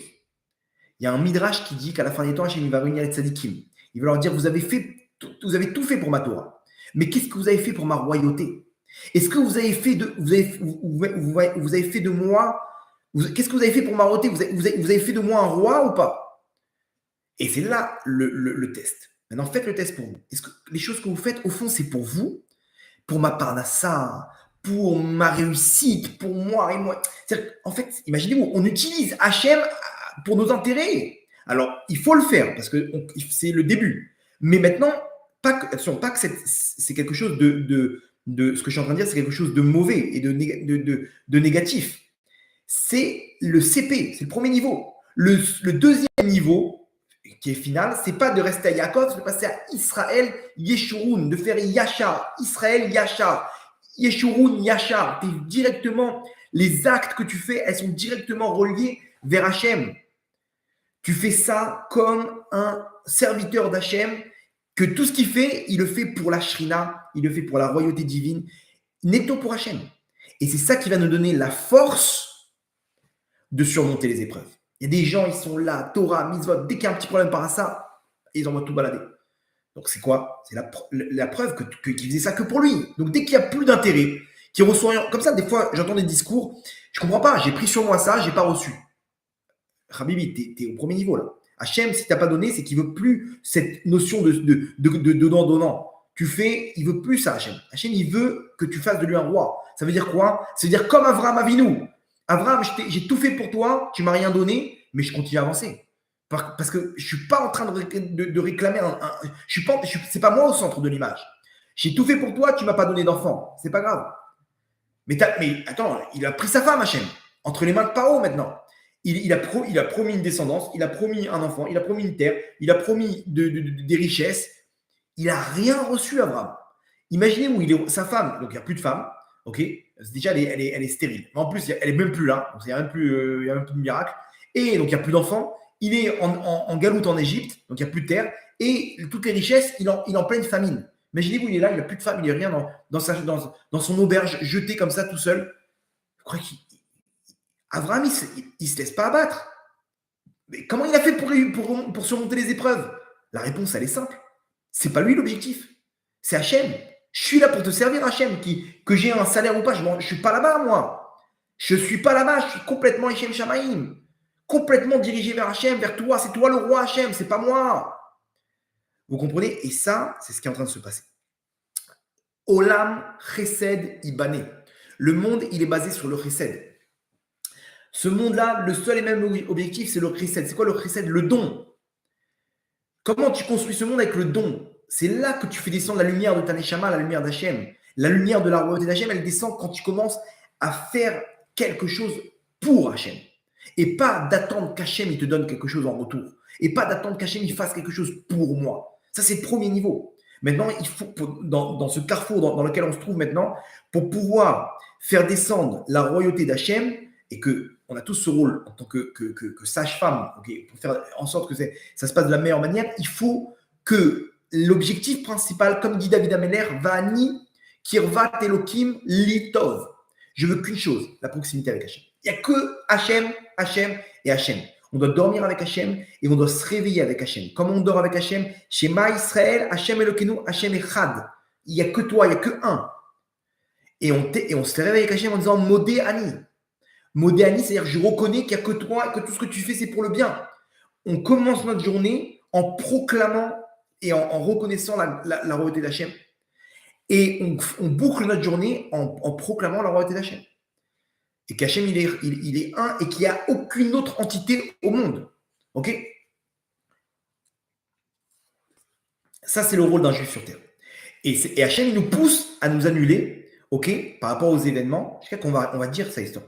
Il n'y a plus rien qui peut m'aider. Vous comprenez qu'Hachem, il nous rend service maintenant en nous mettant dans une impasse pour qu'on puisse arriver à s'annuler. Et tout dépend de notre annulation. Tout dépend de notre annulation. C'est-à-dire que l'objectif, il faut qu'on sorte de ce cours ce soir, ok, avec une seule et même notion qui va réunir tout, qui va tout englober, c'est la royauté d'Hachem. Toutes mes prières, c'est que toi, Hachem. Tout ce que je fais, c'est l'irvod Ashrina, c'est pour la présence divine. C'est pour toi, Hachem. Mes prières, elles sont là pour toi. Même quand je prie pour quelque chose, je prie parce que, Hachem, tu veux que j'ai la parnassa pour pouvoir te servir. Comprenez qu'il faut qu'on fasse un switch dans notre tête. Que celui qui est au centre, c'est Hachem. C'est Hachem. Et ça, c'est l'inverse du Erev Rav, l'inverse complètement du Erev Rav. Et c'est ce qu'on vit en Galoute. En Galoute, on vivait comme ça, où c'est moi et moi et moi. Et vous entendez des gens comme ça, ça sent mauvais. Le Mashiach, c'est sa Torah. Le Mashiach, il va imposer comme ça, il va imposer en montrant que toute la Torah, c'est que Hachem et Hachem et Hachem. Et c'est une notion de donner, de ne pas prendre, parce que quand je prends, c'est moi qui suis au centre, mais de donner, c'est-à-dire qu'il y a Hachem au centre. Et même quand je donne à mon prochain, je donne à ma femme, ok, le couple, c'est que s'annuler. Remarquez bien, c'est que s'annuler. Il y a des femmes, elles sont sûres que c'est elles, l'actrice principale dans leur couple. Ok, j'ai des histoires de Shalom Bayit, tout le problème, parce que la femme, elle ne veut pas s'annuler. Elle n'a pas compris que Hachem, il a mis deux rôles dans le monde. Il y a l'homme qui est là pour conduire la voiture, ok, et la femme qui est là pour l'aider. Ezer Kenegdo, elle est une aide pour lui. C'est-à-dire que celui qui est face à Hachem, c'est l'homme, c'est lui qui étudie la Torah, c'est lui qui doit faire attention à sa bride, la bride qui est l'alliance entre Hachem et lui, c'est lui qui doit étudier, prier, mettre des tefilines, tous ces trucs-là, c'est l'homme qui les a en main, parce qu'il a les clés de faire descendre l'abondance dans sa famille. Aujourd'hui, on est dans des cas de figure où c'est madame qui est la conductrice du chauffeur, et son mari, il la dérange. Dans les cas de Shalom Bayit, mon mari me dérange, il m'empêche de me rapprocher d'Hachem, il est là avec ses délires de télé et de machin et de trucs, et moi j'ai fait tchouva. Matzadika, t'as pas compris, t'es venu pour l'aider. C'est lui, il est à côté de ses pompes, tout ce que tu fais, ça vaut rien. Ça vaut rien. Ouais, mais il doit faire lui aussi, je comprends pas, à quoi ça ressemble? Dans une voiture, on lui met les bagages au chauffeur. Attends, attends, et pourquoi il y a que nous qui devons nous taper les valises là sur nous et souffrir là on est encombrés. Et toi, tu es tranquille. Mais parce que c'est moi qui ai le volant. Hachem, il m'a donné le volant, il m'a donné les pédales. Qu'est-ce que je veux que je fasse? Je suis obligé d'avoir les pieds libres pour pouvoir accélérer, pour freiner. Sinon, on est en danger. Pareil, des hommes, ils sont mis de côté. Ok, Matzadika, t'as pas compris que c'est Hachem, il a mis comme chauffeur. Mais elle veut pas s'annuler. C'est elle qui va amener tout le monde au Lamaba, son mari qui aille au Gehinam. Et les femmes, elles n'ont pas compris qu'elles sont venues spécialement pour aider leur mari. Aujourd'hui, on a une mentalité, égalité des sexes, on est tous pareils. Non, dans la Torah, c'est pas égalité des sexes. Il n'y a pas de classement. Lui, il est au-dessus de lui. Il y a deux rôles. Il y a un ministre de l'Intérieur et un ministre des Affaires étrangères. Point. Qui est le meilleur des deux? Il n'y a pas de comparaison. Mais ce monde goy nous fait comprendre, non, c'est deux entités qui sont les mêmes, donc il ne faut pas qu'il y en ait un qui soit supérieur à l'autre. Et là, on n'arrive pas à s'annuler. Attention, chez les messieurs aussi, il y en a qui ne veulent pas s'annuler, donc leur femme, elle est mesure pour mesure. Toi, tu ne veux pas t'annuler devant Hachem, donc Hachem, il fait en sorte que sa femme, elle ne s'annule pas devant lui. Il y a plein la plupart aujourd'hui des problèmes de couple, c'est l'annulation. L'annulation. Non, mais il m'a fait, et moi, il doit me donner, et moi. Donc, celui qui veut avancer chez un baït, peut-être maintenant commence à dire qu'est-ce que toi tu dois faire. Commencer une discussion en disant, ok, qu'est-ce que je peux faire pour toi? Et elle va dire, ok, moi aussi mon chéri, qu'est-ce que je peux faire pour toi? Et à ce moment-là, vous allez voir que les choses, elles sont beaucoup plus simples. Mais nous, la communication, elle commence avec, tu m'as pas fait et tu n'as pas reçu et moi, et moi, et moi. Bref. En tout cas, donc ça, c'est galoute. La galoute, c'est moi, ma malchoute. Ma malchoute. Donc Hachem, il fait un scénario où à la fin, on dit stop. Il n'y a que toi, Hachem. Tout celui qui va s'interposer, il sera complètement à côté de ses pompes. C'est-à-dire qu'il va être miskin, le pauvre. Il va être là dans une situation où, mais comment je fais? C'est trop dur. Et surtout, c'est dangereux. Parce que vous comprenez que s'il donne des forces à une autre entité, quand Hachem, il dévoile sa royauté, cette entité, elle tombe. Donc lui, il tombe avec. Tu t'es reposé sur quoi? Sur telle et telle chose. Quand cette chose-là, elle tombe, bah, tu tombes avec. Ne t'accroche pas à ça. Ne t'accroche pas à ça. Donc, on est là, qui tu es pour gagner? Sans Hachem, on peut aller nulle part. Donc, tu t'accroches encore aux armes et aux trucs. Donc, Hachem, qu'est-ce qu'il fait? Il fait tomber les armes. Il fait tomber nos soldats, ils sont en danger. Si on continue à faire dépendre des entités autres que la royauté d'Hachem. Il n'y a que Hachem. Point. On arrive à une situation où maintenant, on annule tout. Il n'y a plus rien.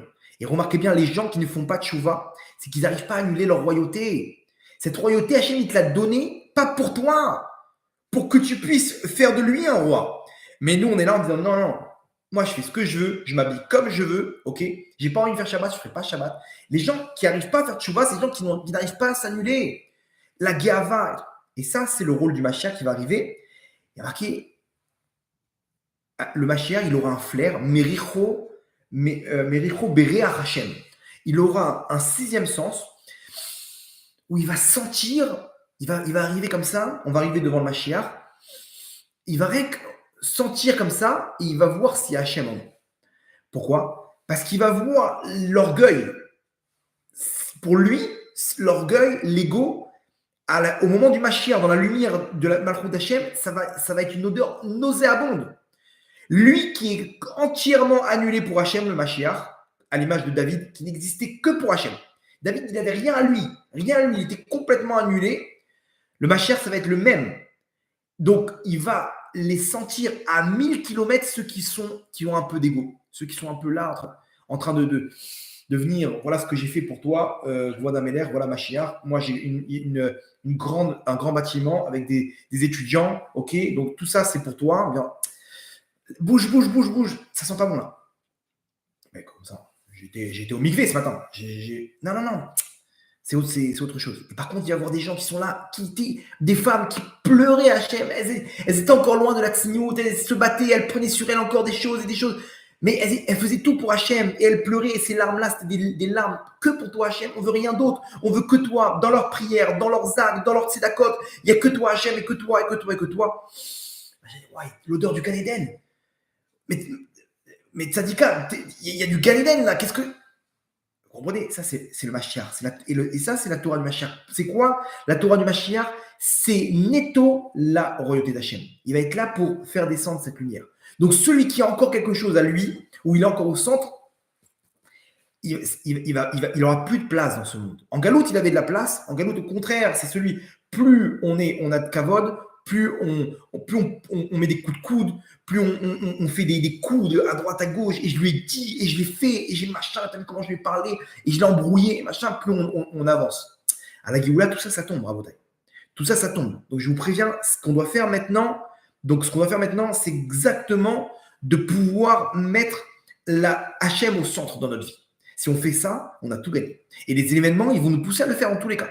Dans tous les cas, ces gens-là, ils étaient enfermés dans leur chambre forte et ils disaient Hachem, il n'y a que toi. Shema Israël crie de toute leur force. Ok? Donc, ça, c'est ce qui va faire le Mashiach. Et maintenant, vous comprenez ce que nos sages disent. Collaborer, mais à Kavod Rodef Acharav. Tout celui qui fuit des honneurs, les honneurs le poursuivent. Comment ça? Non, tu rigoles. Moi, je fuis des honneurs. Je fuis des honneurs parce que je déteste ça.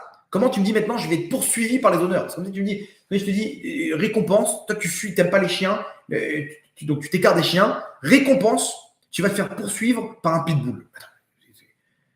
Te collaborer à Kavod Rodef Acharav. Mais moi, je fuis le kavod parce que j'aime pas ça. Maintenant, vous allez comprendre c'est quoi le sens de cette phrase. Maintenant, on rajoute dimension Mashiach dans l'interprétation de cette phrase. C'est quoi?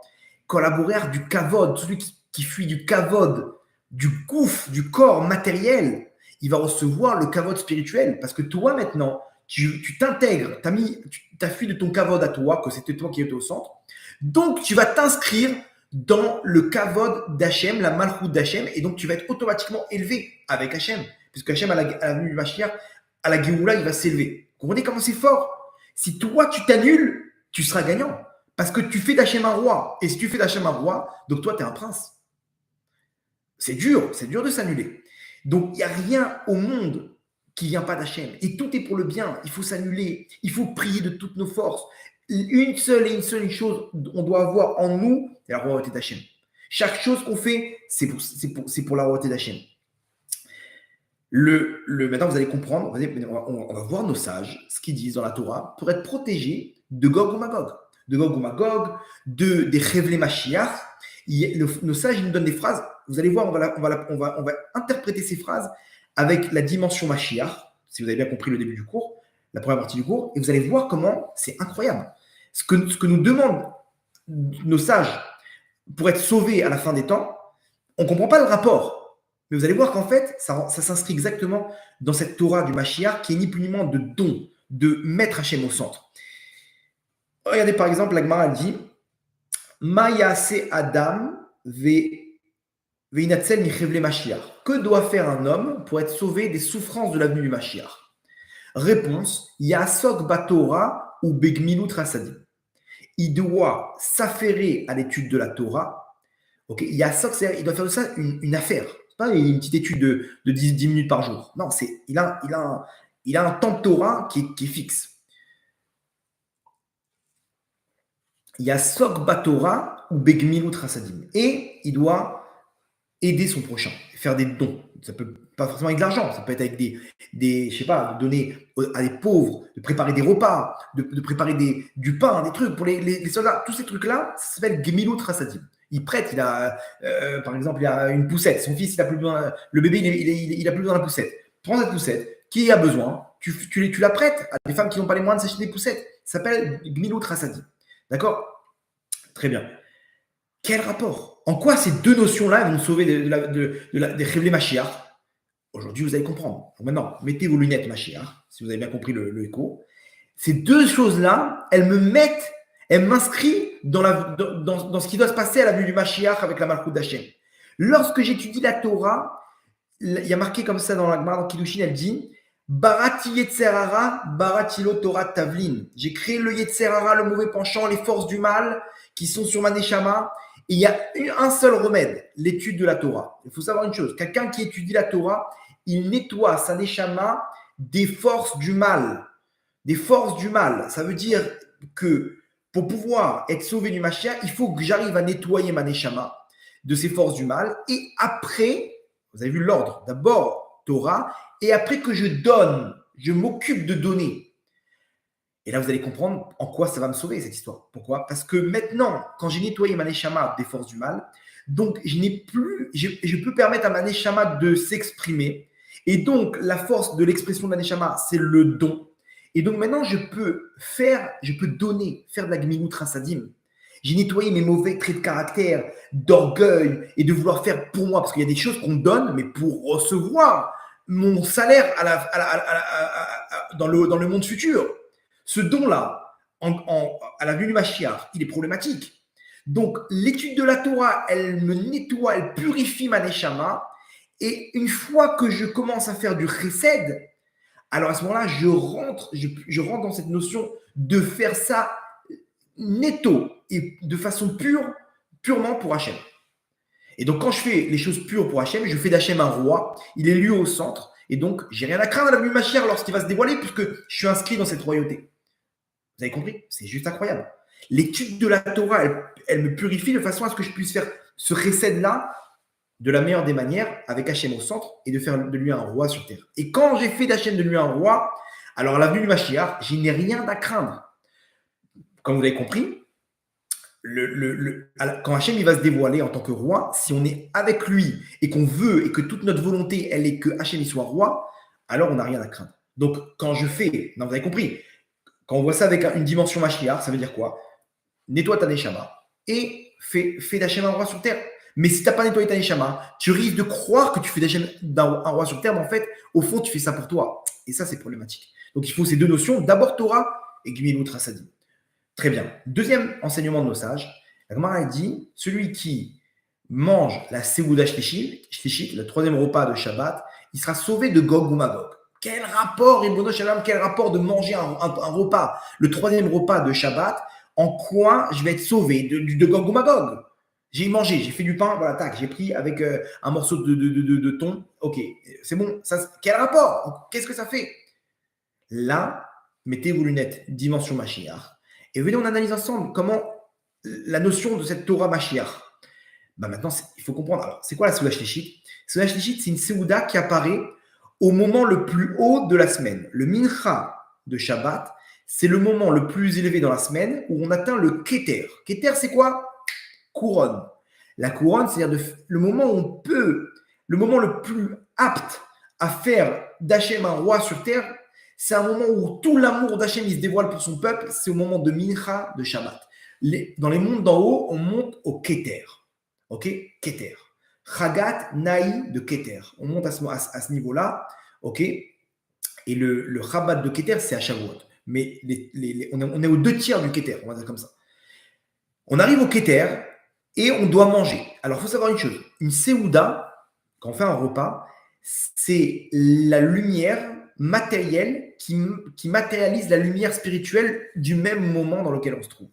Quand on fait un repas de Seuda Shlichit, on vient créer une lumière qui est un Keli qui va matérialiser cette lumière du Keter dans le monde. Donc, si je matérialise la lumière de Keter dans le monde, donc je fais d'Hachem un roi sur terre, et donc à la guerre de Gog ou Magog, qui est le dévoilement de la royauté d'Hachem par la guerre, etc., donc moi j'ai rien à craindre puisque je suis inscrit dans cette royauté. Comment? Par cette lumière de la Seuda Shlichit, de la Seuda Shlichit. Incroyable ou pas? On continue. Il y a marqué Midrash Yalkut Echa. Écoutez ce Midrash, il est incroyable. Alors attendez, où je l'ai mis?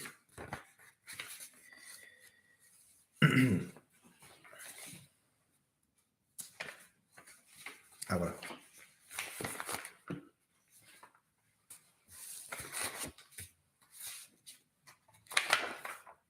Ok. Non, c'est pas ça. Ok, c'est bon, j'ai trouvé. Midrash Yalkut Echa. Amar Rabbi Yitzhak lifnei Akadosh Baruch Hu. Rabbi Yitzhak, il dit devant Akadosh Baruch Hu. Shema en chazara la banim. Peut-être qu'à la fin des temps, on va dire que tes enfants ils ne pourront pas revenir à toi. Et Shivu Akadosh Baruch Hu, il répond à Akadosh Baruch Hu, Alto Marken. Ne dis pas ça. Pourquoi? Il dit Hachem, Yesh Dor, il y aura une génération. Sheu Metsape les Malchuti, qui espère en ma royauté, Miyad en Nigalim. Et tout de suite, je les libère. Tout de suite, j'envoie la Géoula.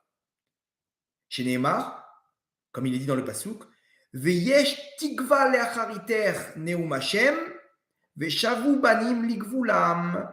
Et vont revenir les enfants dans leurs frontières. Quand est-ce qu'ils vont revenir leurs enfants dans leurs frontières? Donc, c'est-à-dire la Géoula avec le retour des Juifs sur leur terre. Quand Yesh Tikva le'achariter, il y a un Tikva, il y a un espoir. J'espère en toi, Hashem. Et c'est la première chose qu'on demande à un Juif lorsqu'il quitte ce monde. Aïn Tzipita Yeshua. Est-ce que tu as espéré en la délivrance d'Hachem? C'est quoi la délivrance? Que Hachem il soit roi sur terre? Mais quel rapport? Si tu dis oui ou non, quel rapport avec la quantité de mitzvot que je t'ai fait Hachem? Non, parce que si tu dis oui, ça veut dire que tous tes mitzvot, ils ont une autre dimension. Ils ont une dimension où tu es inscrit avec cette royauté divine. Donc, tu n'as pas le même sort en haut. Si tu me dis non, je n'ai pas espéré, moi je m'en fiche de la Géoula, moi j'ai fait ça pour moi. Alors, ça veut dire que tout ce que tu as fait, tu l'as fait que pour toi. Donc, ça vaut rien. Toutes tes mitzvot, elles vaut rien, c'était dirigé vers toi. Écoutez bien ce midrash. Quoi? Il y aura un moment où on va se dire, mais comment on fait tchouva? Comment le Ham Israël fait tchouva? Hachem dit, non, c'est pas grave. Si jamais ils espèrent en ma royauté, ça me suffit pour les libérer. Ça veut dire que la seule notion qu'il y aura à la fin des temps, c'est la royauté divine. Bien sûr, ça se matérialise par le fait d'appliquer les règles des mitzvot.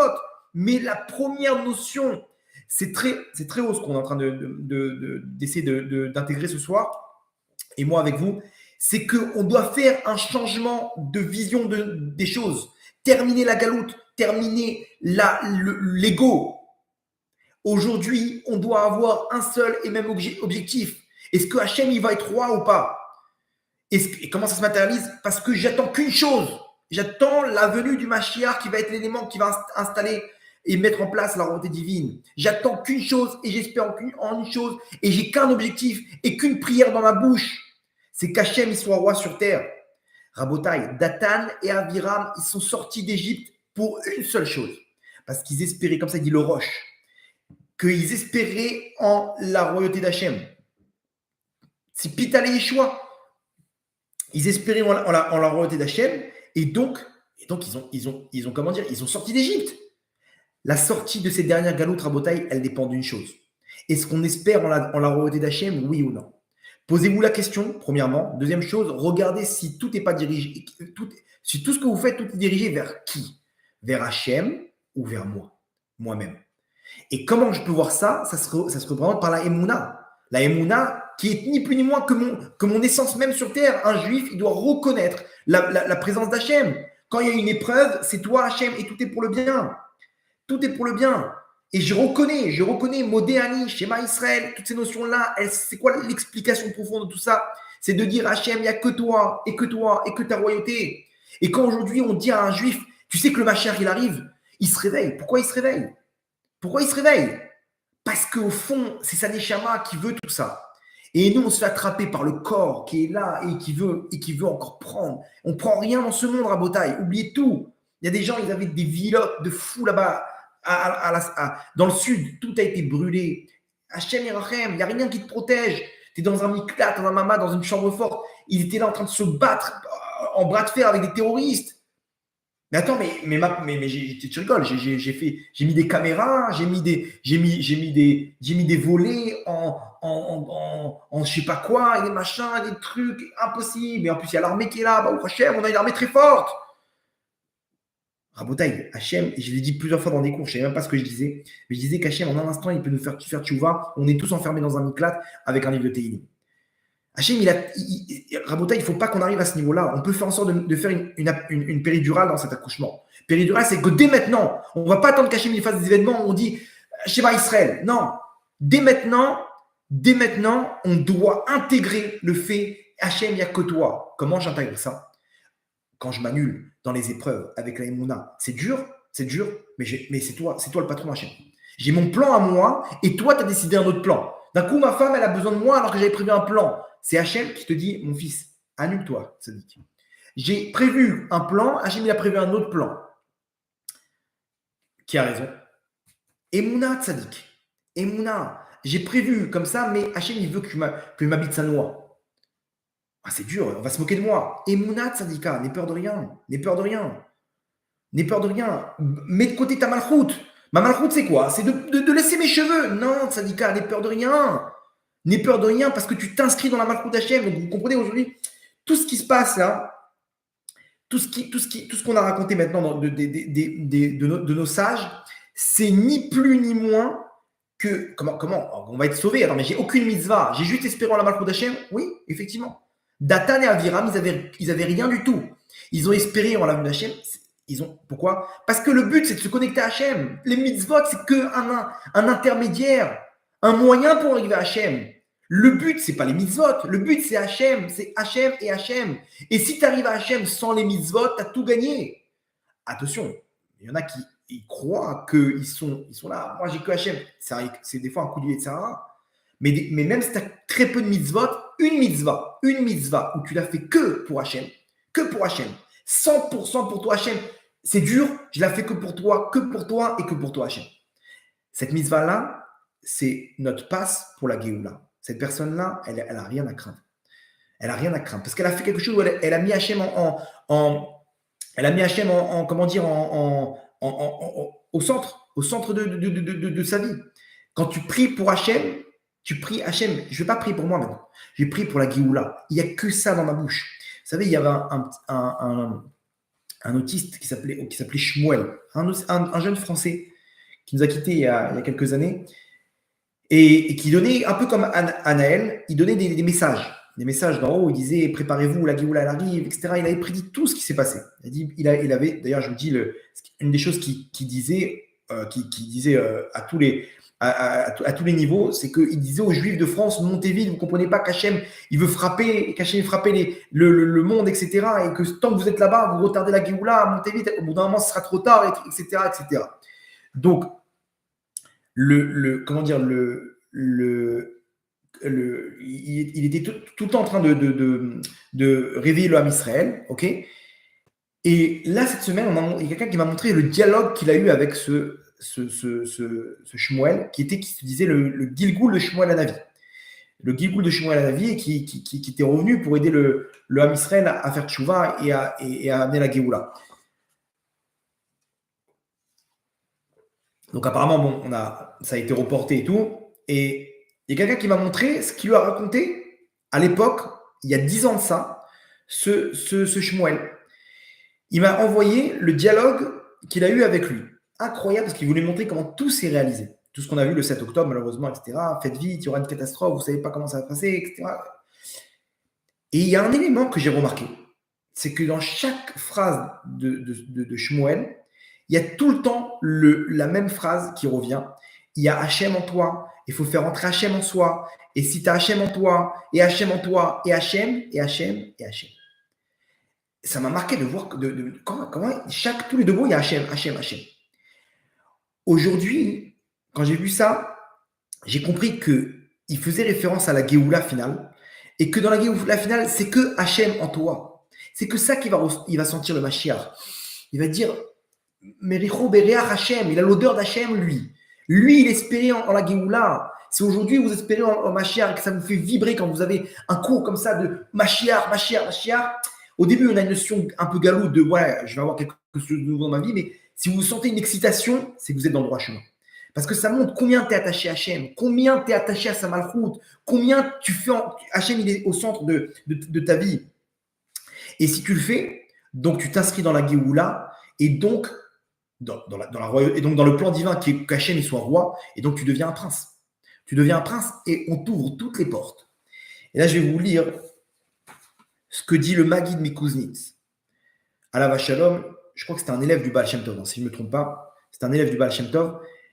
Il dit une phrase et un chidouche. Si vous avez enlevé votre ceinture, là, le petit voyant rouge, il s'allume, remettez votre ceinture. Il dit dans son Sefer, dans son livre Kehilot Israël sur les Tehilim. Il a un livre, il a un livre qui explique les Tehilim. Et il dit sur le passouk de Tehilim, le verset de Tehilim qui dit Tefila leani ki ya'atof, la prière du pauvre qui enveloppe. Ok. Donc pour nous dire que la prière du pauvre, elle a une force et tout. Elle est comment dire, la prière du pauvre, elle a une force supplémentaire. Ok. Je ne vais pas rentrer dans les détails, mais il dit, écoutez bien, je cite, Iné, voici, Machenachnu mitpalelim kol yom lebiat mashiach tzidkenu bimera beyamenu.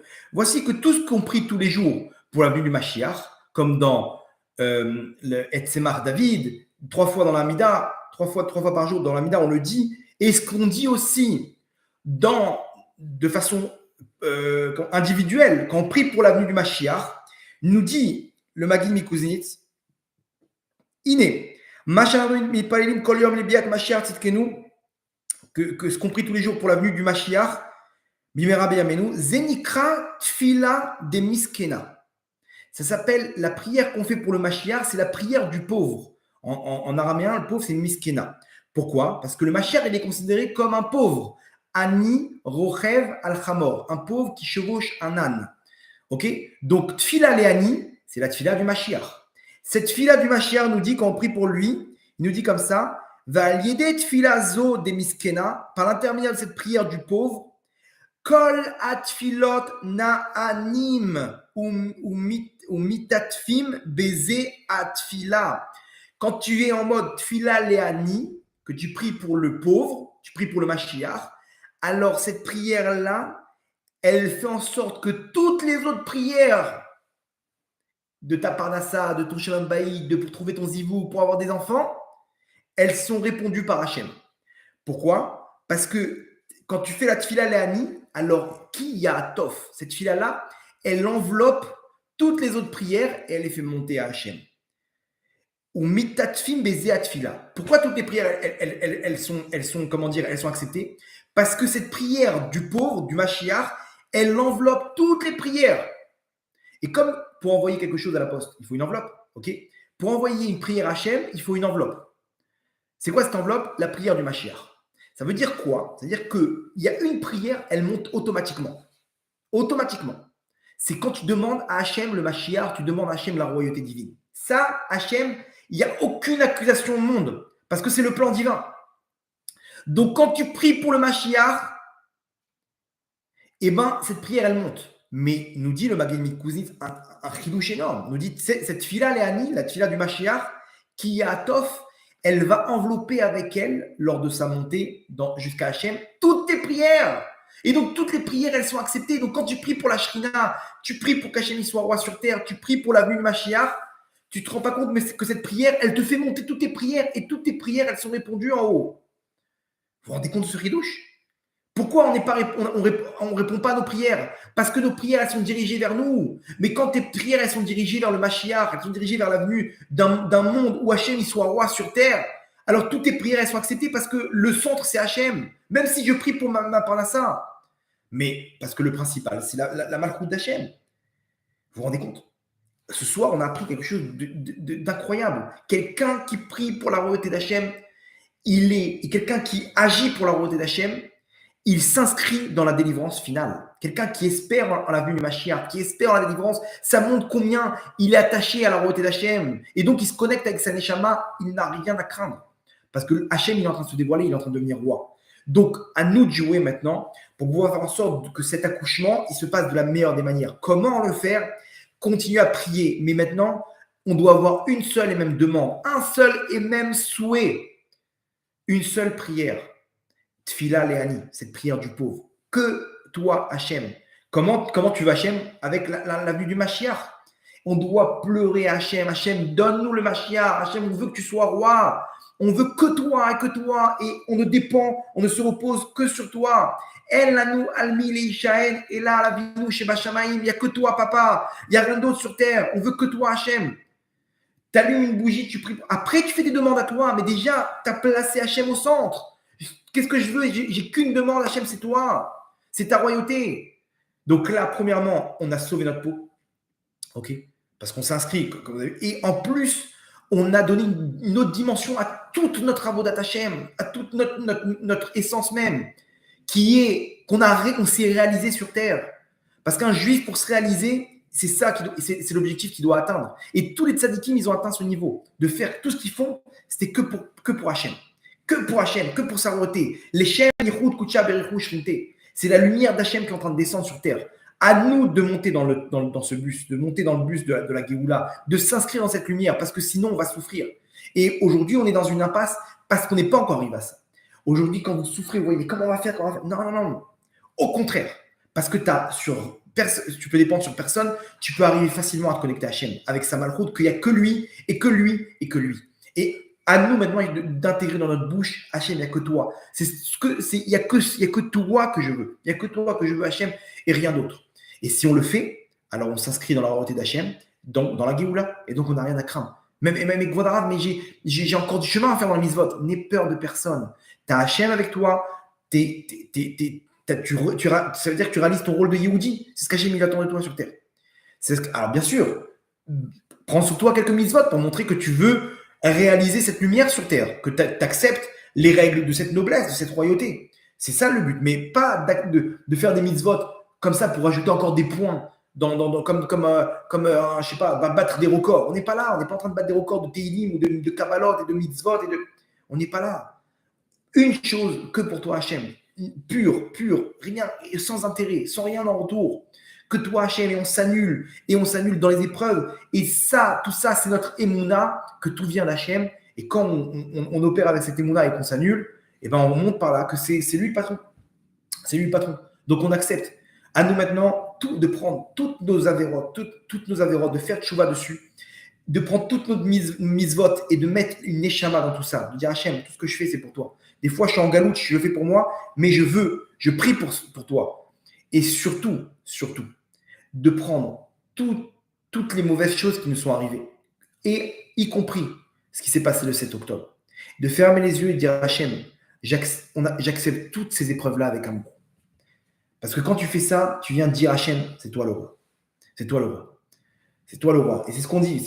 Comme ça, j'ai nommé l'association qu'on a Tov Hachem. Tov Hachem, pourquoi? Parce que quand tu dis Tov Hachem, tu fais de lui un roi. Tu fais de lui un roi.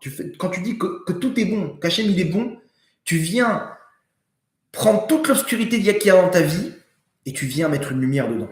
Cette lumière, c'est la lumière de la royauté divine. Donc, à nous de jouer par l'intermédiaire de la émouna, de la prière, de nos mitzvot, sur les 3 plans, les actes, les paroles et la pensée, un point commun, royauté d'Hachem. Si on le fait, on n'a rien à craindre et on fait accélérer les choses.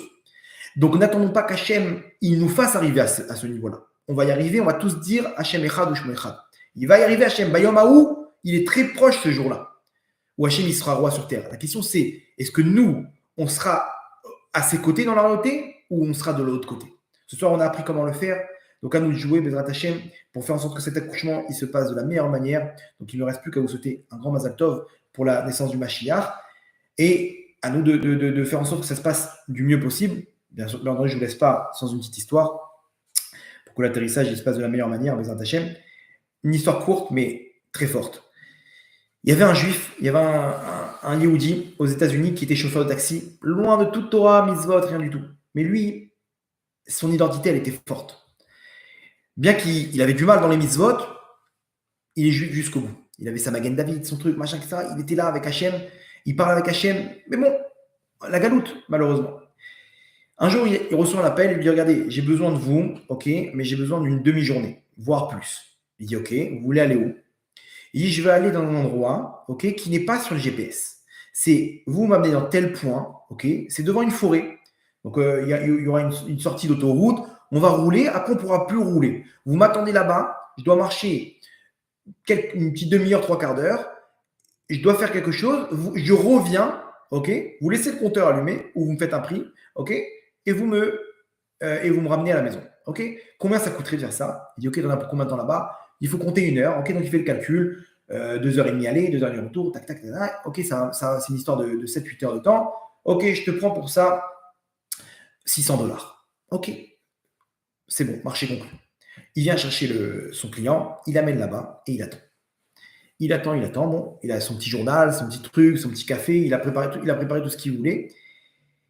Et là, d'un coup, il voit son client, après peut-être 1 heure, revenir. Alors non, c'était prévu 3/4 d'heure aller, 3/4 d'heure retour à peu près, et 1 heure sur place. Donc il y avait pour 2h30. Après 1 heure, il revient. Il revient en furie. Il lui dit, dis-moi, qu'est-ce que tu fais? Tu nous déranges, machin, etc. Sors. Il dit, mais qu'est-ce qui t'arrive? Je te dérange de quoi? Je suis là en train de boire mon café, mon petit journal. C'est quoi ton problème? Il dit, écoute-moi bien, je t'expliquerai après, mais là, tu nous déranges. Prends ta voiture et pars. Et ok, bon, d'accord. Il prend sa voiture, il part un peu plus loin, ok, et au moment venu, il revient. L'autre lui passe un coup de fil, il revient, et il vient récupérer. Il dit, mais c'est quoi ton délire là? C'est quoi ton délire? Il dit, ok, je vais t'expliquer. Il dit, moi, j'ai tel et tel problème dans ma vie, ok, et on m'a conseillé d'aller voir un sorcier. Il y a un sorcier très connu, ok, très connu, qui prend très cher, ok, la séance. Et lui, il voit des trucs dans l'esprit, et dans les mondes d'en haut, et dans les étoiles, et dans les trucs, dans l'astrologie, boule de cristal et compagnie. Ok. Et j'ai pris rendez-vous avec lui, mais lui, il habite dans une cabane au fin fond de la forêt. Personne ne peut arriver jusqu'à lui. Il est complètement connecté avec la nature, etc. C'est un ouf. Ok, alors qui a rapport avec moi? Écoute-moi bien. Je suis arrivé là-bas. Le mec, incapable. Il prend sa boule de cristal. Il dit, je comprends pas, ça marche pas. Il prend ses cartes. Il tape les cartes comme ça. Il dit, il n'y a rien, il n'y a aucune réussite. Et il prend tout. Il a essayé tous les trucs. Il devient fou, le mec. Il commence à s'énerver. Il me dit, mais qu'est-ce que t'as fait? Qu'est-ce que t'as avec toi? T'as ramené quelque chose? T'as truc? Je lui dis, mais j'ai rien. Mais vous rigolez ou quoi? C'est un piège. Qu'est-ce que tu fais? Jusqu'à la fin, il dit, t'es juif? Et il lui dit, non, mais je sais que j'ai le chauffeur, et là-bas, il avait une Magen David. Le chauffeur du taxi, il est juif. Mais il est où?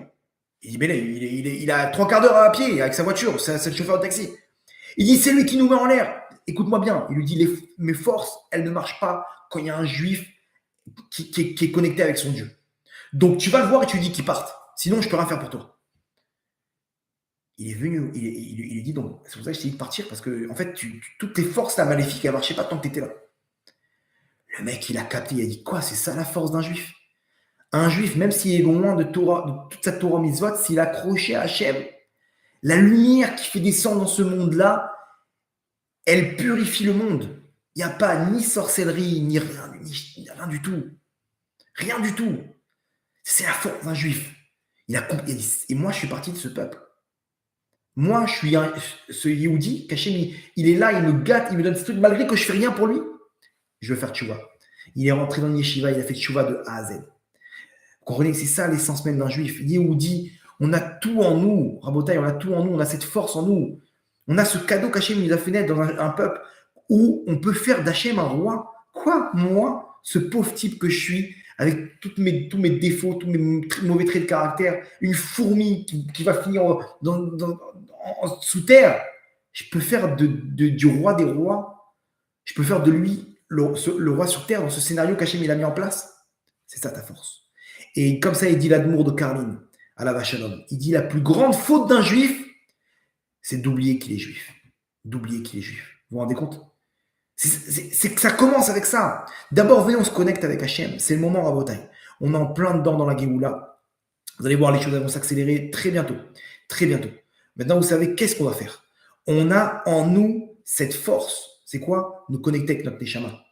On est Yehudim, on peut le faire. Et c'est quoi mon rôle? Ton rôle, c'est de faire Hachem un roi sur terre. Aujourd'hui, on a appris comment le faire. Donc, à nous de jouer de façon à ce que tout puisse se passer de la meilleure des manières avec une Géoula, Berachamim, Dolim, Baruch Adonai Leolam. Amen, amen.